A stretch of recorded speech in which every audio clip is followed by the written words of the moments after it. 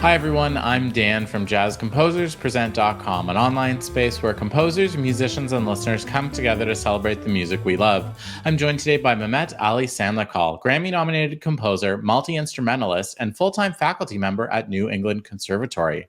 Mehmet is here to show us how to develop ostinato. Hello, thank you so much, Dan. Thanks for inviting me back, and I'm super excited to be talking about a kind of a technique I came up with in terms of dealing with duration in composition. I think the idea of developing or an ostinato is slightly different when compared to developing a melody. So I think essentially, of course, you're dealing with sorts of motivic development in both cases.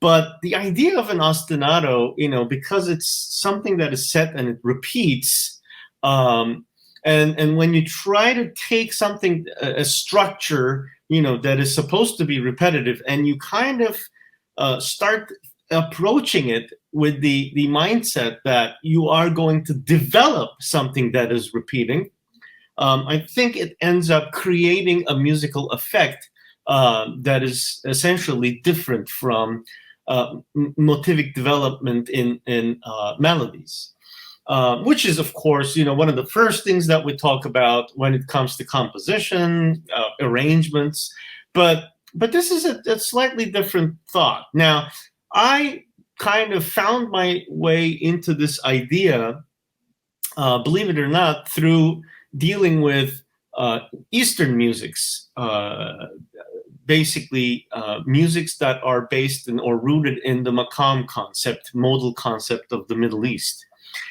Because those musics tend to be very economical in the way that they deal with phrasing and modal development. Now, notice I'm not saying melodic, okay?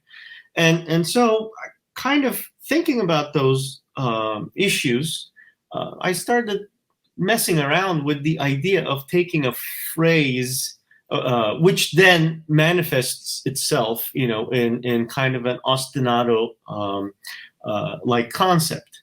And basically, I think this also tends to sound similarly to the minimalist approach in composition, because you are dealing with set structures that tend to repeat and tend to change a little bit over time. I don't necessarily take as much time as the typical minimalist composers do with these kinds of developments. In the end, I remain more true to the jazz tradition, and yet I think the effect ends up being similar to that. So I would like to today take one of the more simpler examples of this concept from a composition entitled Temmuz, from an album I released 2 years ago entitled The Rise Up, featuring Dave Liebman. And in Temmuz, due to this being a mini lesson, I figured Temmuz would be the better example because it's shorter, and it presents a simpler kind of example of this concept. So if we go to the very first page of the score, you'll see that the piano performs a first only a simpler version of this ostinato that keeps developing. As you can see in the fourth measure, I add a note. Then if we go over to the second page, you'll see that I keep adding. And it is only in the seventh measure that a more complete form of the ostinato appears. Okay, now at this tempo, and these being longer measures of 7/4, it ends up, taking a bit of time for us to get to this point. So let's listen to this introduction.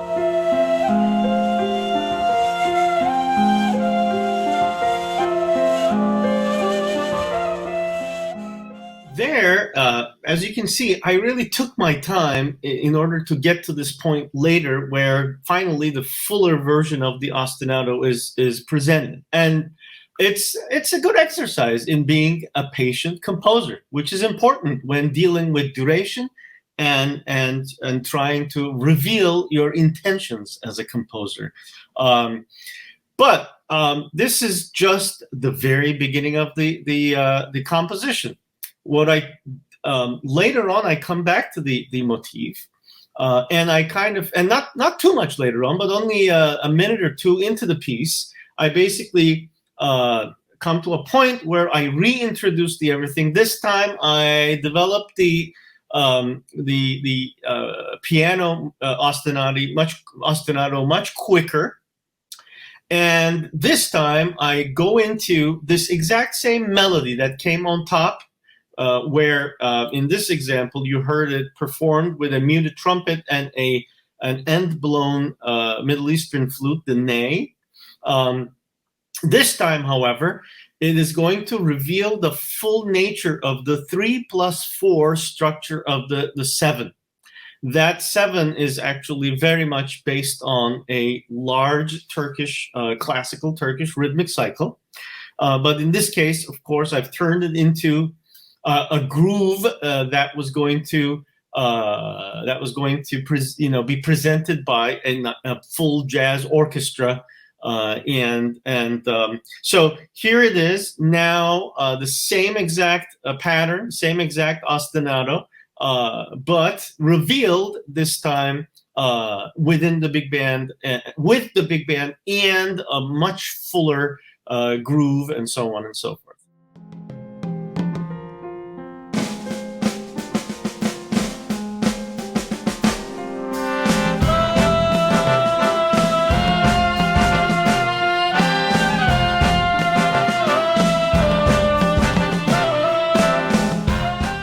This is a very, I think, a basic version of the concept. I think that one can actually deal with an ostinato that can be, more detailed, more complex, and therefore one can take its time in developing it, and have certain things go against it on the upper register in the orchestra, and therefore you can take much longer durations in expanding your, compositional output in this regard. So another example of this concept that is in fact more complex and where I took my time developing the ostinati much longer was in the same album called The Rise Up, but on another track entitled Spain 1492. If anyone is interested in listening to that example, again, that's track number 4 entitled Spain 1492. And there it is a minute or two into the piece. You'll hear a piano guitar unison that is developed over a much longer period. And then I go back to it under the soprano saxophone solo and keep developing it under the soprano saxophone solo over several minutes. So, one can actually take their time and in fact, gain time in composition using this method. Now, in this, back to Temmuz, I have actually was thinking about this idea from the get-go about how to develop the concept even further. And that ostinato that you heard is actually possible to perform in both 7/4 and 7/8. And I designed it like that. And so you can actually take that exact same pattern and without changing anything, just essentially cutting the measures in half and turning them into 7/8, which would be 3+4s as well. You can in fact have the exact same thing performed in a completely different time feel. If we look at the score of this very last example, you can see, if you look at the piano, again, I actually start pretty much the same way. by only introducing 6 pitches at first. If we go to the next page, you'll see that I then add, just as I did in the 7/4 iteration, I then add, the left hand. And then if we go on to the 3rd page, you'll see that I start adding the kind of offbeat, syncopated pitch, which in fact is the essential ingredient, if you will, in here that helps me reveal the ostinato in 7/4 and 7/8. And then in the last page, you'll see that I add the bass and the horns and so on and so forth.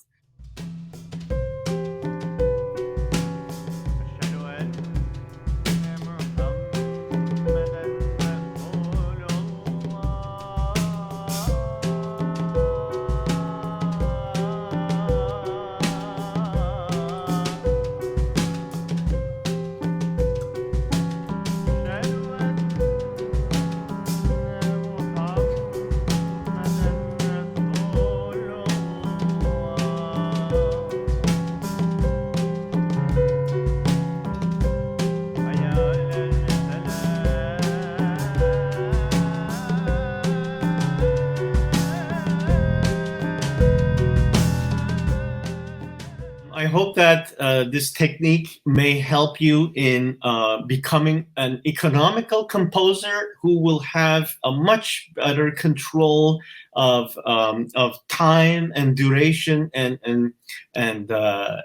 whatnot. So thank you so much to jazzcomposerspresent.com for having me back.